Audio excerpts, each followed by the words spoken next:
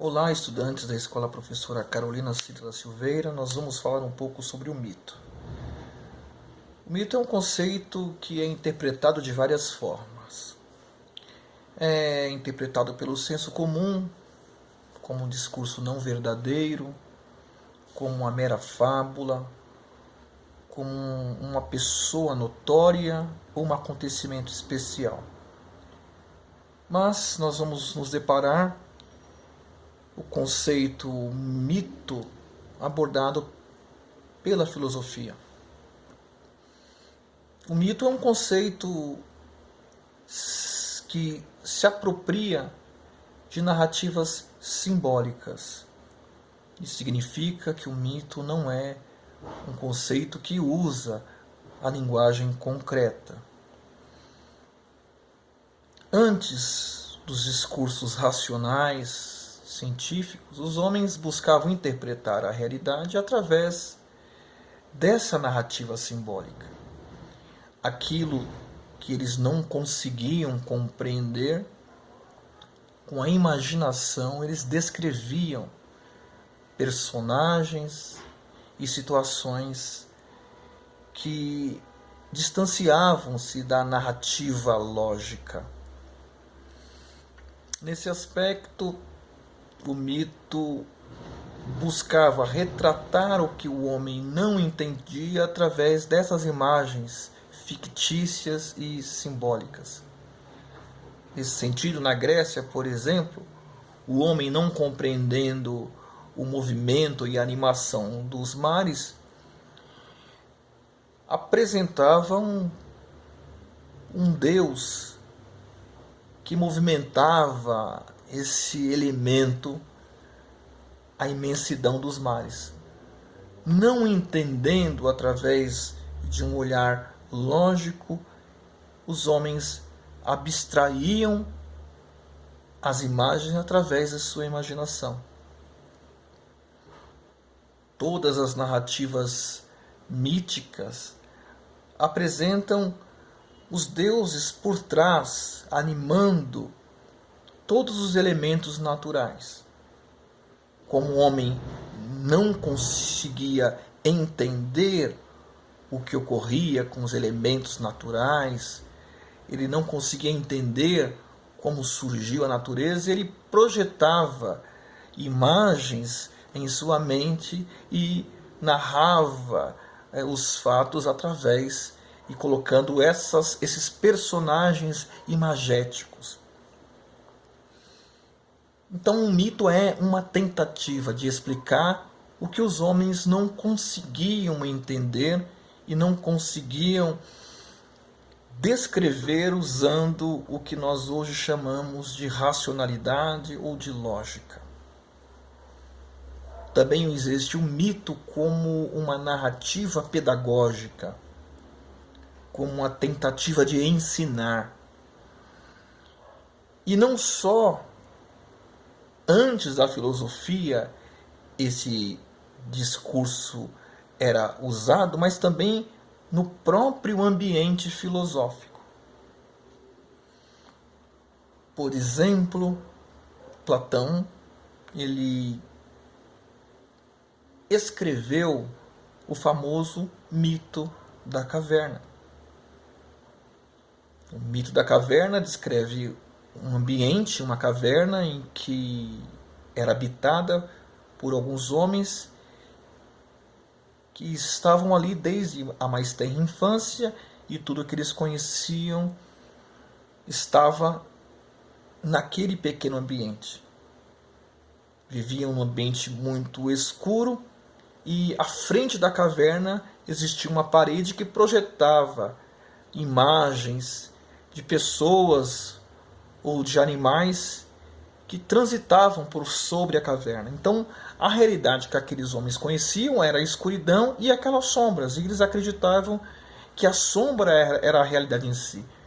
Se um cachorro passasse sobre a caverna e o sol projetasse a sua imagem como sombra, ao latir os homens imaginariam, por exemplo, que o latido era projetado pela sombra, porque eles não imaginavam que existia uma realidade sobre a caverna, porque o que eles conheciam era apenas aquele limite de realidade. Até que um dia um outro encavernado, parceiro daqueles homens, consegue escapar, sobe, alcança o espaço sobre a caverna, se depara com o sol do meio-dia e naquele momento ele fica quase que cego. Porque muitos anos habitando a caverna, ao se deparar com o sol, a sua pupila se fechou.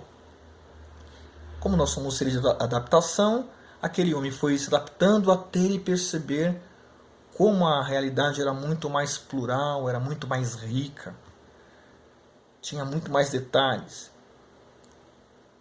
Percebendo isso, ele também compreendeu que as sombras que ele via naquele paredão na frente da caverna eram apenas projeções de coisas muito mais complexas, de seres muito mais complexos.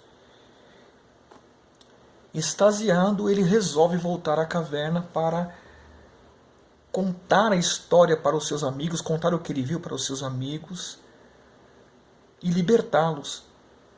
E os seus amigos, ao ouvirem a narrativa, o interpretaram como louco. E não só isso. Diante da insistência daquele homem em tirar os seus amigos resolveram, com as próprias correntes que prendiam-nos, matá-lo. O que essa história quer ensinar? Ela quer ensinar que existe uma situação de ignorância em que faz com que os homens acreditem que o que eles enxergam de superficial, de aparência, é a realidade em si. Mas que através do conhecimento, que através da reflexão, eles podem alcançar a verdade e perceber como a realidade é muito mais profunda, é muito mais rica do que a que se está acostumado a perceber. E o ser humano que encontra com a verdade, ele não consegue ficar com a verdade para si, ele quer partilhar. Porém, aqueles que estão acostumados com a ignorância, agem com rechaço, rejeitam as novas ideias, porque não querem se deparar com as novas ideias, não querem ser confrontados com a ideia. Então, esse conto simboliza, com a caverna e a escuridão, simboliza a ignorância, com a libertação das correntes e a subida ao topo, simboliza a ascensão promovida e provocada pelo conhecimento. O sol simboliza o conhecimento profundo. A cegueira é aquele choque que você tem quando você percebe que o que você acreditava como verdadeiro é uma falsidade.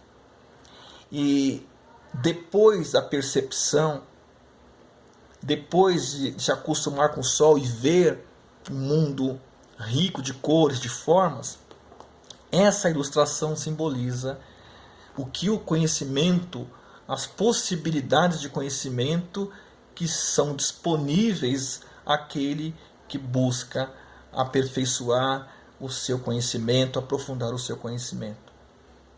Essa é uma narrativa simbólica que visa ensinar o ser humano.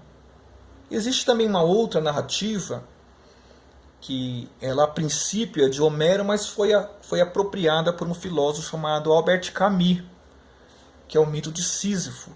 Esse mito conta a história de Sísifo que desobedeceu, quer dizer, que afrontou a um deus, Zeus, e Zeus imprimiu-lhe um castigo. Sísifo tinha que colocar uma pedra roliça, no ponto máximo da montanha, no pico de uma montanha. Ele tinha que subir aquele aclive e quando chegava no ponto da montanha, como a montanha era roliça, a pedra descia declive abaixo. Esse mito indica que a nossa condição humana é de nunca estar completo. Nós somos seres de desejos, nós somos seres de metas. Porém, todas as vezes que alcançamos os nossos desejos, todas as vezes que alcançamos particulares desejos, particulares objetivos, particulares metas, novos desejos nos provocam. É como toda vez que você coloca a pedra roliça no topo de uma montanha, a pedra desce. Ou seja, você vai ter que novamente colocar a pedra acima. Toda vez que você alcança um sonho, toda vez que você alcança um sonho visando a sua satisfação, ao alcançar o sonho, um novo desejo, um novo sonho se apresenta e você nunca alcança a plena satisfação. Então, o mito de Sísifo indica que nós somos seres insatisfeitos porque somos seres de desejo. É um mito pedagógico que ensina todo ser humano, ou que faz o ser humano refletir sobre a sua condição de ser insatisfeito, de ser incompleto, de ser insaciável. Os mitos, como narrativas, como tentativas de expor a realidade em que os homens viviam, de interpretar a realidade, de explicar a realidade, também nos faz conhecer as tradições antigas, as crenças antigas. Quando nós vamos estudando os mitos, nós vamos percebendo como nós somos seres transitórios. Não só transitória a nossa condição física, mas também a nossa condição cultural. Muitas crenças que eram adotadas pelos homens, que são reveladas pelos mitos, elas hoje são desfeitas. Ninguém as tem como crenças. Ficaram no passado. Então os mitos, ao lermos os mitos narrativos, nós vamos aprendendo sobre a nossa própria condição. Se os gregos defendiam ideias que são narradas nos mitos, que para nós são ideias absurdas, quem nos garante que muitas ideias hoje, que nós defendemos como absolutas, também no futuro serão consideradas míticas e absurdas? Então, os mitos nos fazem perceber essa fragilidade em nós e pode acrescentar em nós uma certa humildade. Nós não podemos ler os contos míticos apenas assim rindo ou menosprezando o pensamento dos antigos. Nós podemos ler os contos míticos, essas narrativas que interpretavam o pensamento dos antigos, nós podemos ler de uma outra forma, pensando que é muito possível que em um futuro, bem mais adiante, alguém lerá as nossas narrativas e perceberão como elas são frágeis. Os mitos, eles têm a capacidade de desenvolver, conhecer os mitos, nos faz reconhecer que o nosso conhecimento ele é frágil e não é absoluto. Desenvolve em nós uma certa humildade intelectual e pode, além disso, desenvolver o desejo de conhecer ainda mais, para quem sabe superar as ideias que nós nos agarramos como se fossem ideias absolutas.